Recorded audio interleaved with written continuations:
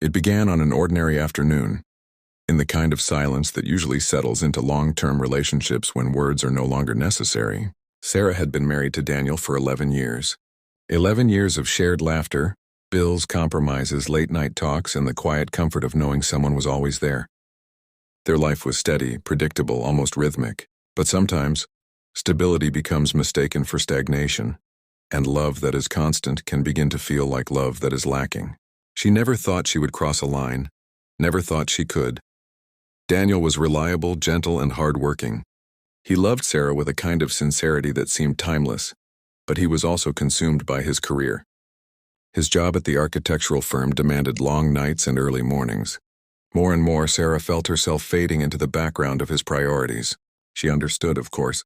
Bills had to be paid, dreams had to be built. Yet as she sat at the dinner table with untouched food while Daniel buried himself in blueprints, she couldn't help but feel invisible. The first time she met Jason, it didn't feel like temptation, it felt like recognition. He was new at the gym she had recently joined, a man who carried himself with an ease that drew eyes the moment he walked into a room. Jason was different from Daniel in every possible way. Where Daniel was thoughtful and measured, Jason was spontaneous, playful, and intense. His physique, sculpted and powerful, seemed to echo the life force that Sarah felt she had lost in herself. Their first conversation was casual, something about how the treadmill always felt more punishing than the weights. He smiled, she laughed, and in that moment she realized how long it had been since someone had made her laugh without her forcing it. Soon their encounters became frequent, a wave here, a nod there, short talks after workouts. And then, without her even realizing when, she began to look forward to seeing him more than anything else in her day. Jason noticed her too. He noticed the way her hair would fall into her eyes when she bent over, the way her laughter carried, and the subtle sadness that lingered in her expression when she thought no one was looking. There was no ring on her finger at the gym, and he didn't ask. He let the connection grow naturally, feeding it with just enough attention to keep her curious but never pressing too far. When he finally asked her to grab coffee after a workout, she hesitated.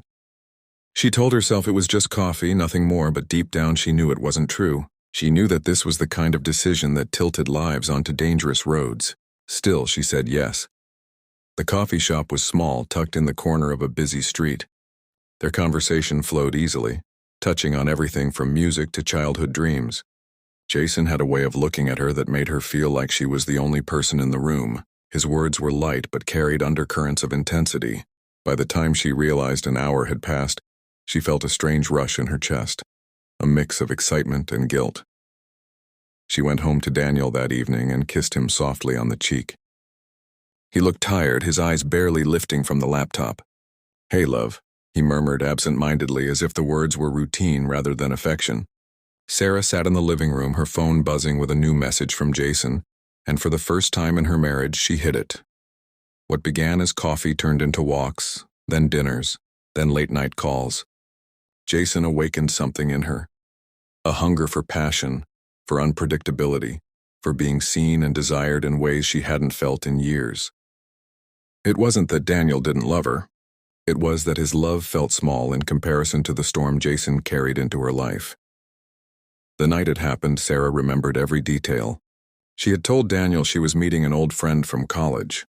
Instead, she found herself at Jason's apartment, her heart racing as she crossed a line she had promised herself she never would. It wasn't just physical, it was everything. Jason was bigger, stronger, and beyond anything she had ever known. His energy consumed her. His intensity left her gasping for more. She told herself it was a mistake, but when she left his apartment in the early hours of the morning, she already knew she would go back. For weeks, Sarah lived two lives. At home, she was the dutiful wife, managing the household, smiling faintly at Daniel's stories about work, trying to convince herself that nothing had changed. But inside she was burning. Every text from Jason sent adrenaline rushing through her veins. Every stolen moment felt like a rebellion against the life she had built. She told herself she deserved it, that she was only human, that love wasn't meant to be this dull. But guilt has a way of seeping through the cracks. One evening, as she cleared the dinner plates, Daniel looked at her and said softly, "You seem far away these days." His words pierced her heart, but she forced a smile. "Just tired, that's all." He kissed her forehead, and in that moment she felt the crushing weight of what she was doing. Still, she didn't stop. Jason became her secret escape, her dangerous indulgence. The more time she spent with him, the harder it was to imagine her life without him. But Jason wasn't Daniel. He didn't promise stability, didn't talk about the future, didn't care about responsibilities. He lived in the present, and for Sarah that was both intoxicating and terrifying. The unraveling came on a rainy Saturday. Daniel had planned a surprise weekend trip, hoping to reconnect. Sarah, unaware, had already promised Jason she would spend the day with him. When Daniel presented her with the packed bags and a hopeful smile, panic surged through her. She fumbled for an excuse, something about feeling unwell, but Daniel's eyes narrowed. For the first time in years, he studied her closely, really studied her, and what he saw made his chest tighten. That night, while Sarah slept, Daniel picked up her phone from the nightstand. He hated himself for doing it, hated the mistrust that had suddenly taken root in him. But the moment he saw Jason's name, his world shattered. The messages were undeniable. Words of longing, plans for meetings, confessions of passion. His hands shook, his heart pounded, and tears blurred his vision. He didn't wake her. He didn't confront her right away. Instead, he lay beside her, staring at the ceiling, trying to reconcile the woman he loved with the betrayal etched in those messages. He thought about the years they had shared, the sacrifices he had made, the moments he had believed were unbreakable, and now all of it felt fragile, crumbling under the weight of lies. The next morning, Daniel confronted her. He didn't shout. His voice was calm, almost too calm, but his eyes were broken. "How long?" he asked, holding up her phone. Sarah froze, her blood running cold. She opened her mouth, closed it, then whispered, "I'm sorry." Sorry. The word felt meaningless, inadequate against the enormity of the truth. Daniel didn't ask for details. He didn't want to know how many times or where or why. He only wanted to understand how the woman he had given his life to could give herself to someone else. But Sarah had no answer that would heal the wound. She tried to explain the emptiness she had felt, the way Jason had made her feel alive, but every word seemed to cut deeper. In the days that followed, their house became a battlefield of silence. Daniel moved through the rooms like a ghost, his presence heavy with unspoken pain. Sarah tried to reach for him, tried to mend what she had broken, but the distance between them grew wider. Jason, sensing the shift, began to fade from her life. He wasn't built for permanence. He wasn't there to pick up the pieces. He was only ever the storm, never the shelter. Sarah realized too late what she had lost. Jason had been passion, yes, but Daniel had been love. Real love. The kind that stays when storms pass, the kind that builds a life, a family, a future. She had traded something enduring for something fleeting, and the cost was devastating.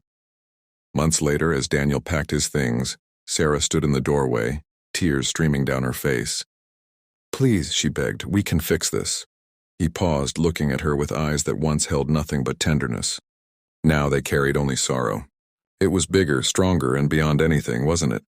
he said bitterly, his voice breaking. "But it wasn't me."